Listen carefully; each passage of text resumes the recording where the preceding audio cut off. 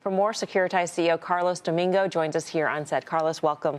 Thanks for having me. We were just talking during the break that you've been working on this for 8 years or so, but only in the past 6 months or so has tokenization really come to the forefront, to the mainstream in terms of being a theme on Wall Street. Why do you think that is? I think partly, obviously, because of the regulatory changes and the new chair of the SEC, Paul Atkins, who is a big proponent of tokenization, and how they've embraced the industry, and that has made the more traditional firms, if you want, that obviously are very conscious about taking regulatory risks to start taking this space more seriously. And the other thing I was mentioning to you is, I think 2024, when BlackRock decided to enter the space with us, and being BlackRock the largest asset manager in the world and one of the most arguably influential firms in the space, that was also an eye-opening for a lot of people that, make the space grow significantly.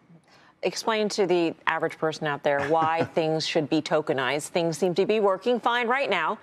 So what does tokenization get you? Well, yeah, things work fine or not, depending on what part of the industry works. But essentially, it's a very simple idea. So everything you own, whether you own stocks, bonds, funds, money market funds, treasuries, whatever, the ownership is recorded on a ledger, right? Somewhere it says that, you own X shares of this. And then every time there is any sort of transaction, you trade, you redeem, you get a dividend paid, et cetera, that involves updating sometimes multiple ledgers that are siloed, that are outdated technology, that are not connected to each other. And even though things seem to be working well, the reality is that behind the scenes, there's a lot of plumbing that, intermediaries and inefficiencies that people are not aware of it. So if you think about what tokenization is, it's essentially upgrading the ledger where capital markets run to a better ledger technology that is public, that is, distributed, cryptographically secured, et cetera, which will improve how people transact with securities. Carlos, congratulations. You have a 20% market share of a market that seemingly doubles every year or two.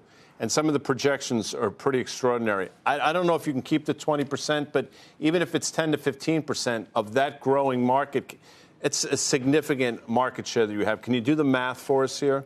So the market today is very small, actually. We're the largest player, but the market is around $25 to $30 billion, depending on how many things you include there. Even if I don't keep 20% market share, if I keep 10% market share, but the market really goes to the bottom of the projections is like around $2 trillion. So $2 trillion, 10% of that is $200 billion. So our company will grow tremendously in the next few years. So it's a very exciting part of the market to be. Carlos, when you look at the opportunity, is it real? Like, what's the biggest impact? Because I can make the case for anything to be tokenized, but there's certain stronger cases. Is it real estate? Is it artwork? Is it collectibles? Is it bonds? Where do you see the biggest opportunity to leave your footprint?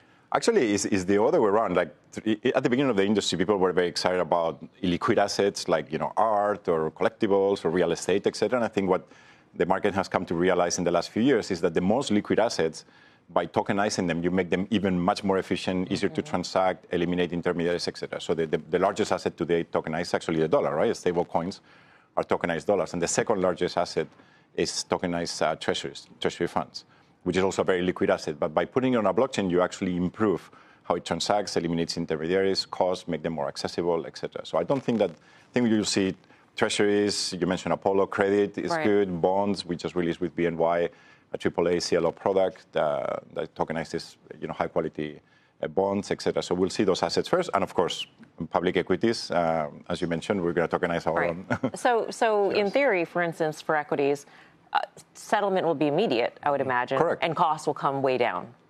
Settlement is in there. So what you mentioned that we announced today is actually that you can actually settle trades between stable coins and tokenized equities on chain instantly, right?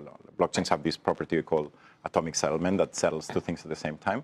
And that eliminates intermediaries, it frees capital, et cetera. Of course, in some other cases, maybe instant settlement is not what you want, but for the people that want it, the blockchain provides with that functionality.